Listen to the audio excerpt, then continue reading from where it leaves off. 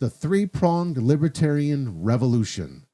Rothbardian, Hoppian anarcho-capitalism, radicalized objectivism, and Kunkinian agorism as the rational, moral, and practical replacement for statism.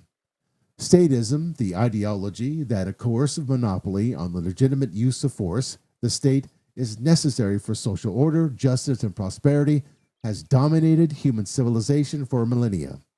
It rests on a single false premise that voluntary cooperation among rational individuals cannot produce law, defense, dispute resolution, or public goods. This premise has produced rivers of blood, mountains of debt, and oceans of wasted human potential.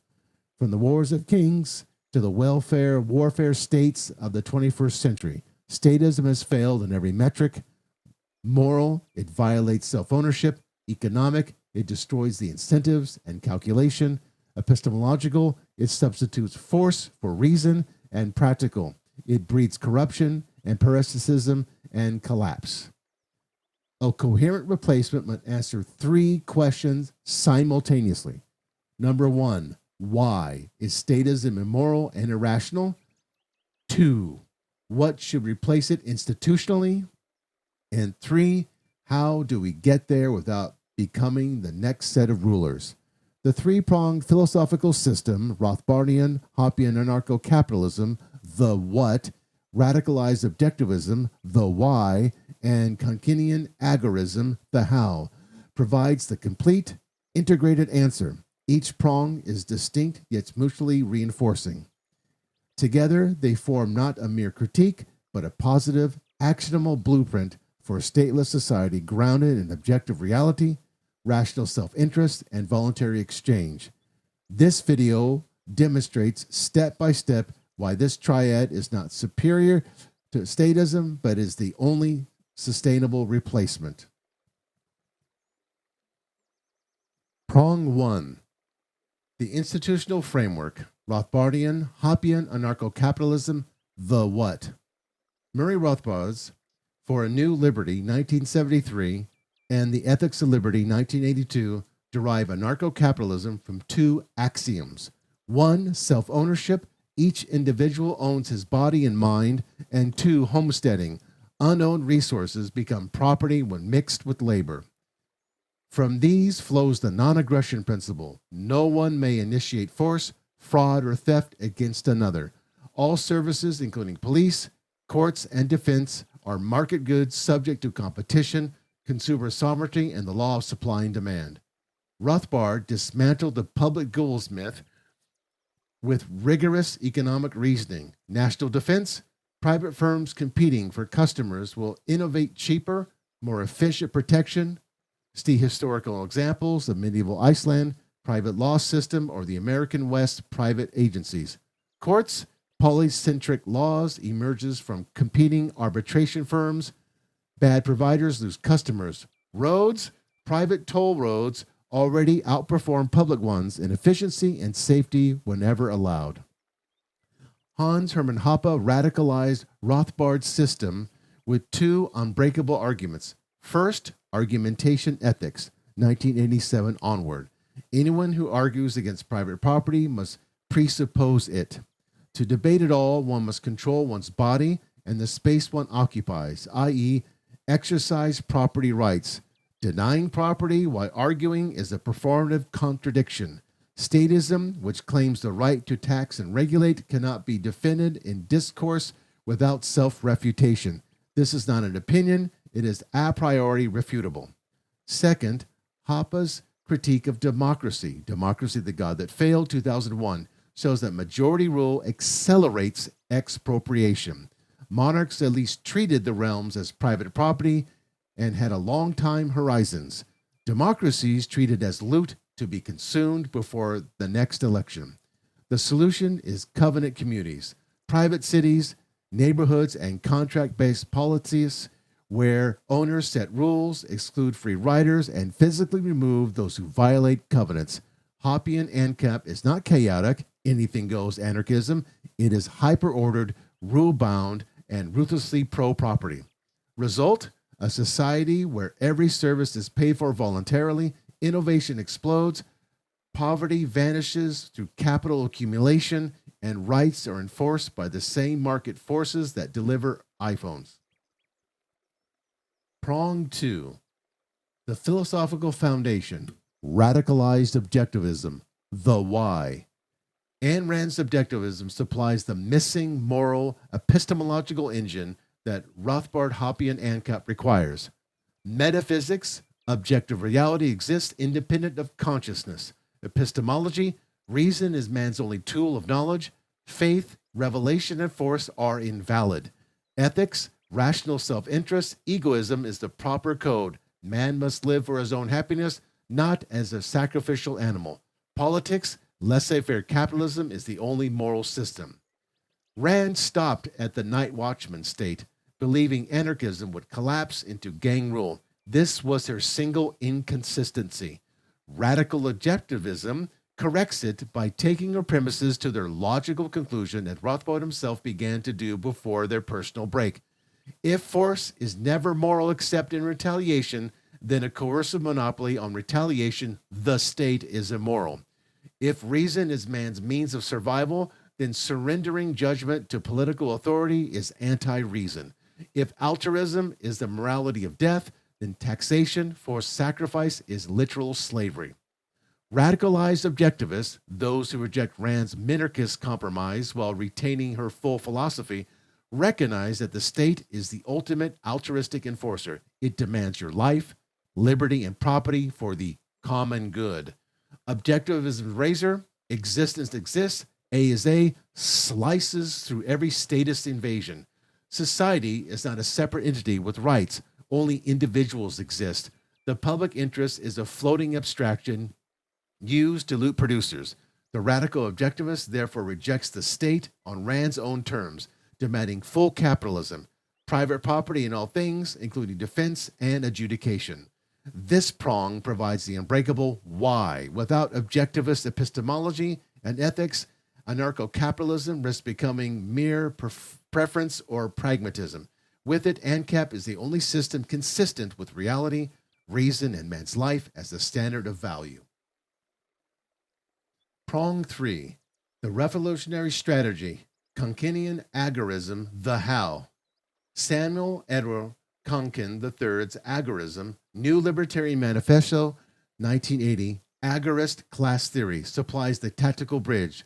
Konkin rejected both electoral politics, which legitimizes the state, and violent revolution, which replaces one gang with another. Instead, counter-economics, all voluntary exchange outside state control, black and gray markets. Agorism divides society into two classes: the statist class, those who live by coercion, politicians, bureaucrats, and cronies, and the counter-economic class, those who produce and trade voluntarily. Every act of tax evasion, unlicensed practice, crypto transaction, private arbitration, and encrypted communication starves the state of revenue and legitimacy. The strategy is evolutionary, not revolutionary.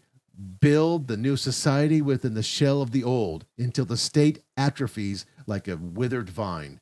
Konkin's insight was that the state's power is not a military but economic. It lives on the productivity it steals. Withdrawal consent economically, not just rhetorically, and the monster dies without a shot. Historical precursors, the informal economies of the Soviet bloc, the Somalia private sector during state collapse, and modern crypto anarchy, prove it works. Today's tools, Bitcoin, TUR, 3D printing firearms, decentralized arbitration, Kleros, Aragon, private cities, Prosperia, charter cities, institute projects made agorism more viable than ever. Agorism is explicitly Rothbardian in ethics and objectivist in its rejection of sacrifice. It simply adds the method. The synergy. Why the three prongs together constitute an unbeatable system. Objectivism answers why rejects statism with ironclad epistemology and ethics. Rothbard, Hoppe, ANCAP answers what replaces it with a fully specified, rights-respecting institutional order. Agorism answers how do we reach it with a non-coercive, incremental strategy that works in the real world. No other libertarian school integrates these three dimensions. Minarchists lack a consistent why and how. Leftist anarchists lack property and incentives. Constitutionalists legitimize the enemy. Only this triad is complete. Rebuttals to the standard objections. Anarchy equals chaos. Hoppe's covenant communities and Rothbard's private law refute this. Real chaos is the state's wars, inflation, and crime waves. Without the state, who protects the poor? Markets have lifted billions from poverty. Charity and insurance flourish when wealth is not confiscated. Statism creates poverty through dependency and regulation. Objectivism is too cold and individualistic. Rational self-interest is the only code that respects human nature. Altruism has justified every massacre in history. Agorism is unrealistic. Every major liberty advance, abolition of slavery, women's rights, crypto, began as counter-economics. The state's revenue to GDP ratio is already falling in advanced nations as people rout around it. Hoppe is exclusionary. Yes, because freedom includes the right to associate and disassociate. Forced integration is statism by any other name. Conclusion, the only moral, rational, and achievable path. Statism is not a neutral default. It is a moral atrocity built on the initiation of force. The Rothbardian Hoppian framework gives us the destination, a polycentric, property-based order. Radicalized objectivism gives us the moral compass, reason and self-interest. Kantian agorism gives us the map, counter-economics, day by day, transaction by transaction. This three-pronged system is not utopian. It is the consistent application of reality to human affairs. Every tax dollar evaded, every private arbitration chosen, every covenant community built, every Bitcoin transaction completed is a vote for the future. The state cannot be voted out, reformed, or overthrown by force without the reproducing itself. It can only be outcompeted economically and philosophically and existentially. The replacement is already happening. The question is whether will you participate in building it or remain a tax serf in the dying husk of statism. The three prongs do not ask for your sacrifice. They ask only that you live as a sovereign individual in full harmony with reality. This is not merely suitable replacement. It is the only one worthy of man. Argumentation ethics. Hans Hermann Hoppe's a priori undeniable justification of self-ownership, private property, and the non-aggression principle. Hans Hermann Hoppe developed argumentation ethics in the late 1980s, most fully in his essay, The Ultimate Justification of the Private Property Ethic, 1988, and expanded in The Economics and Ethics of Private Property, 1993-2004. It is the single most powerful philosophical weapon in the Rothbardian Hoppian arsenal. Unlike Rothbard's natural rights approach, which starts from the self-evident axiom of self-ownership, or utilitarian consequentialist defenses, which rely on empirical outcomes, Hoppe's argument is purely praxeological, deductive, and irrefutable by any active discourse. It proves that the libertarian private property ethic is not a preference, not a nice idea, but the inescapable presupposition of any rational argumentation whatsoever, including any attempt to deny it. The argument rests on mises praxeological. The axiom of human action, man acts purposely, is a priori true because denying it requires action. Hoppe narrows this to the a priori of argumentation, a subclass of action. Any claim about ethics, justice, validity, or truth only arises in propositional exchanges, argumentation. You cannot debate justice with a rock or a fish. The very posing of the question presupposes beings capable of making validity-claiming propositions. Hoppe structures the proof in three interlocking a priori is statements. Justification is propositional justification. To justify anything, an ethical norm, a political system, a scientific claim, you must engage in argumentation. In producing any proposition, spoken, written, or even internal, you demonstrate a preference for argumentative means over force, silence, or whim. This is not optional. As Hoppe states, there is then, trivially enough, no way of justifying anything unless it is a justification by means of propositional exchanges and arguments. To claim I cannot argue is itself an argument, a performative contradiction. Therefore, every ethical proposal implicitly claims it can be validated argumentatively. If its content contradicts that very claim, it is defeated by an impossibility proof. B. Argumentation presupposes exclusive property in one's body and the homesteading principle. This is the decisive step. Argumentation is a purposeful action requiring scarce means, your body, to speak, think, type, gesture, and external resources, space, air, paper, computer. To say, I propose such and such, you must already exercise exclusive control over your body.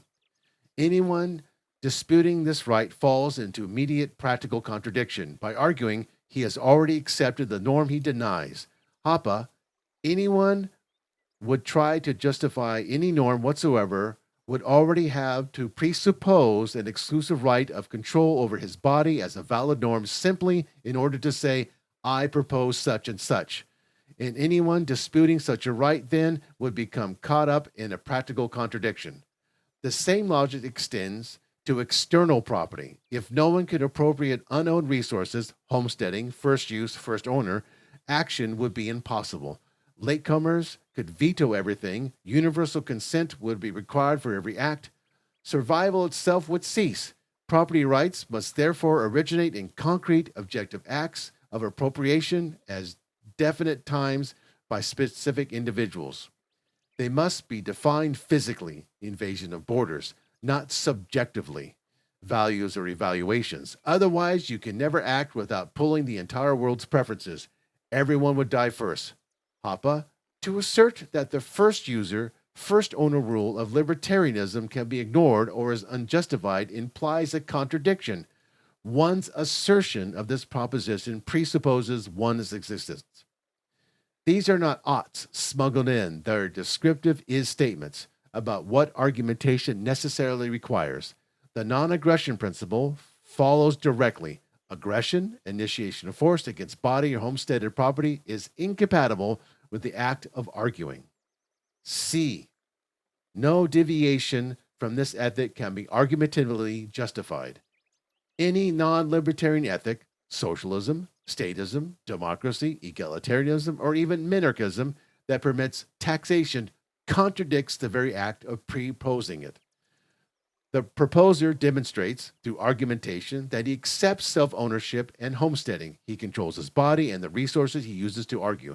Yet, his content denies those rights to others. This is a performative contradiction, the most devastating refutation possible. You cannot consistently argue against private property while relying on the private property in your own argumentative faculties. Hoppe summarizes the structure. A. Justification is propositional justification. A priori true is statement. B. Argumentation presupposes property in one's body and the homesteading principle. A priori true is statement. And C. Then no deviation from this ethic can be argumentatively justified. A priori true is statement. Why this a priori and irrefutable? The proof needs no empirical evidence, no social contract, no divine revelation, no utilitarian calculus. It is derived purely from reflection on the meaning of argumentation, using the laws of logic, identity, non-contradiction. Any attempt to refute it is argumentation and therefore presupposes exactly what it denies.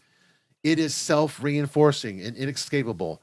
As the Mises Institute's primer on Hoppe's argument puts it, the structure of the argument is this, and such proof would constitute the most deadly defeat possible in the realm of intellectual inquiry.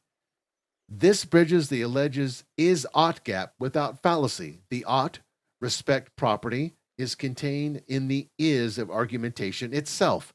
You cannot even raise this is-ought problem without presupposing the libertarian ethic.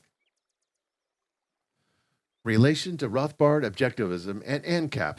This is Rothbard's self-ownership axiom made bulletproof and a priori. Rothbard starts from intuition. Hoppe starts from the undeniable fact that we are arguing. It radicalizes objectivism's Rand's reason as man's tool and reality as objective now demand full private property, defense, and adjudication. Rand's minarchist compromise is itself argumentatively indefensible. In the ANCAP triad, argumentation ethics supplies the why that is immune to skepticism. Statism, democracy, or any coercive monopoly cannot be justified in discourse without self-refutation. Hoppe's later work on covenant communities and physical removal flows directly from this. Owners have the right to exclude violators precisely because argumentation presupposes exclusive control. Common objections and rebuttals. Critics, Murray, Callahan, 2006, claim it only proves temporary control of body parts needed for debate, not full self-ownership or external property. Reply, the argument is about justification and norms. The exclusive right must be recognized as a valid a priori for argumentation to occur at all, not merely for the duration of the debate. Partial or temporary rights collapse into the same contradictions. External property follows identically. Without homesteading, sustained argumentation requiring resources over time is impossible. Others say it proves too little, only among arguers, or too much exclusionary. But that is the point. Rights are for rational actors capable of discourse. The ethic applies universally because anyone denying it for others contradicts himself. Covenant communities resolve boundary issues consistently with the same presuppositions. Conclusion: the nuclear option against statism. Argumentation ethics does not merely critique the state, it renders every defense of the state logically impossible. Any politician, bureaucrat, or intellectual who argues for taxation, regulation, or monopoly on force is caught in the performative contradiction. He uses his self-owned body and homesteading resources to propose a norm that denies those very rights. The state cannot be justified. It can only be asserted by force, which is itself the admission that argumentation has failed.